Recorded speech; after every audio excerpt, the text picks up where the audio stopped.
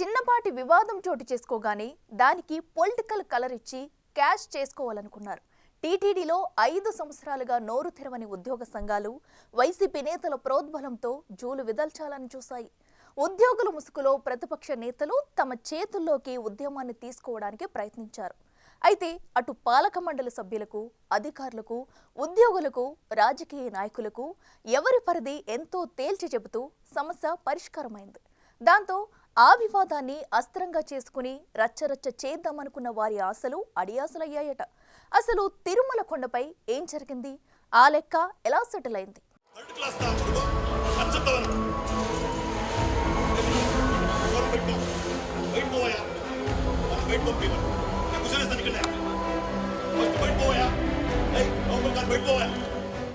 తిరుమల తిరుపతి దేవస్థానంలో ఇటీవల పాలక మండలి సభ్యుడి దురుసు ప్రవర్తన, చిరు ఉద్యోగి బాలాజీ సింగ్ పై ఆయన విరుచుకుపడిన తీరు, వాడిన భాష దేశవ్యాప్తంగా సంచలనం కలిగించింది. దాంతో ఏదో ఒక రకంగా అందరూ బాలాజీ సింగ్ కు మద్దతుగా వాయిస్ వినిపించారు. అయితే ఉదయం ఆ ఘటన జరిగిన తర్వాత మరుసటి రోజు సాయంత్రం వరకు టీటీడీ ఉద్యోగ సంఘాలలో చలనం రాలేదు. దానికి కారణం ఆయా సంఘాల వెనుక నాయకులేనంట. దాన్ని ఉద్యమంగా చేసి ప్రభుత్వానికి, పాలక మండలికి చెడ్డ పేరు తీసుకురావాలనే కుట్రలో వారు పావులయ్యారని ప్రచారం జరుగుతోంది.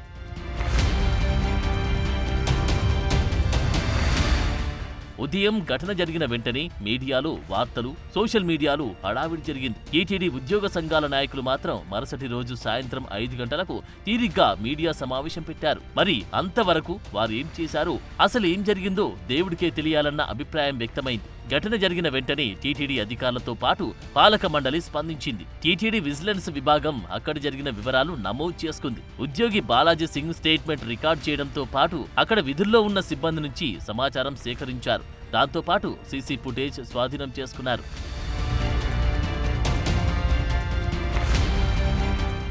మహాద్వార ప్రవేశం విషయంలో జరిగిన గొడవగా తేల్చి ఉన్నతాధికారులకు సమాచారం అందించారు. మరోవైపు టీటీడీ పాలక మండలి సభ్యుడు బాడు ప్రకాష్ రెడ్డి ఈ విషయంలో చొరవ తీసుకున్నారు. చైర్మన్ బిఆర్ నాయుడు ఆదేశాల మేరకు సంప్రదింపుల వ్యవహారం మొదలుపెట్టారు. ముందు ఉద్యోగి కుటుంబంతో మాట్లాడారు. తర్వాత దుర్భాషలాడిన పాలక మండలి సభ్యుడి నరేష్ కుమార్ కి పరిస్థితి వివరించి అతను క్షమాపణ చెప్పాలని సూచించారు. పాలక మండలి చైర్మన్ తో పాటు మిగిలిన సభ్యులు కూడా అదే విషయాన్ని సదరు సభ్యుడికి గట్టిగా చెప్పారంట.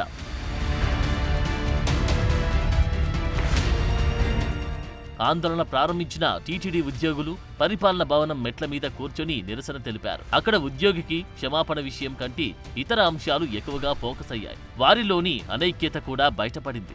ముఖ్యంగా పరిపాలనా భవనానికి సంబంధించి 3000 మందికి పైగా ఉద్యోగులు ఉంటే కేవలం 100 మంది మాత్రమే ఆందోళనలో పాల్గొన్నారు. గతంలో చక్రం తిప్పిన ఉద్యోగ సంఘాల మాజీ నాయకుడు రంగంలోకి దిగి హడావిడి చేశారు. ప్రధాన కార్యాలయం నుంచి రహదారి వరకు వచ్చి ఆందోళన చేసేలా ఉద్యోగులను ఉసిగొల్పాడు. ఇదే సమయంలో గత 5 సంవత్సరాల గురించి ప్రశ్నిస్తే అప్పుడంతా ఓకే, 3 నెలల నుంచి సమస్యలు మొదలయ్యాయని ప్రస్తుత ప్రభుత్వంపై ఆగ్రహం వ్యక్తం చేశారు.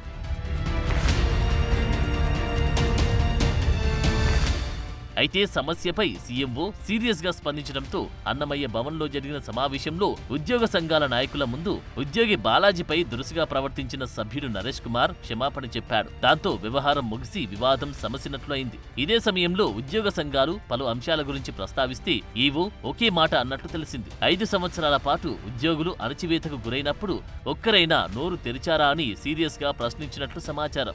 ఇక మిగతా అంశాల గురించి తాము చూసుకుంటామని, ప్రస్తుత వివాదాన్ని ఇక్కడితో ముగిద్దామని సూటిగా స్పష్టం చేయడంతో ఉద్యోగ సంఘాలు తలూపి వెళ్లిపోయాయంట.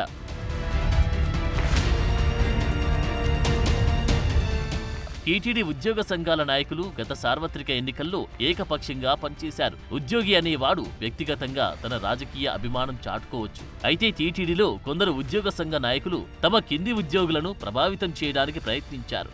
భూమన ఫ్యామిలీకి వీర విధేయులుగా వ్యవహరించిన సదరు నాయకులు వైసీపీకే ఓటు వేయాలని ఉద్యోగులపై తీవ్రస్థాయి ఒత్తిడి వరకు తెచ్చారంట. అలాంటి నాయకుల కథలు ఇప్పుడు ఒక్కొక్కటి బయటపడుతూ వారంతా వివాదాల్లో చిక్కుకుంటున్నారు. అలాంటి వివాదాలు ఎదుర్కొంటున్న వారంతా పాలక మండలి సభ్యుడి వివాదాన్ని అడ్డం పెట్టుకుని రచ్చ చెయ్యాలని చూశారని, చివరికి వారికి నిరాశ మిగిలిందని అంటున్నారు. ప్రస్తుత వివాదాన్ని వాడుకొని తమ అవసరాలు తీర్చుకోవడానికి ప్రయత్నించిన వారికి ఈవో పాలక మండలి చెక్ పెట్టిందంటున్నారు.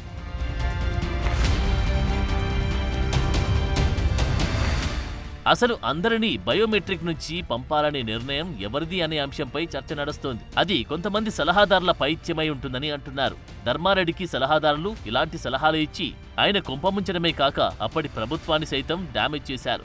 అందరినీ బయోమెట్రిక్ ద్వారా పంపి మహాద్వారం ముందు మీడియా లేకుండా చేయాలన్న ఉద్దేశంతోనే సలహాదారులు అలాంటి సలహాలు ఇస్తున్నారన్న అభిప్రాయం వ్యక్తమవుతోంది.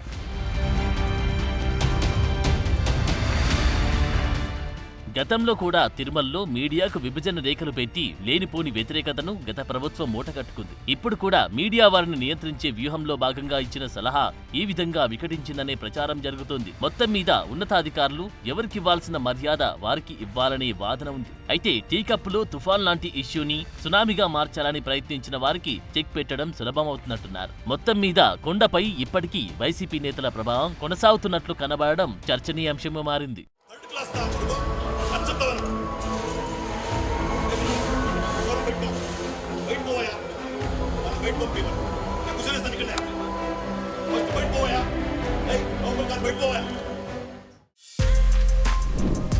For more videos like this, subscribe Big TV channel.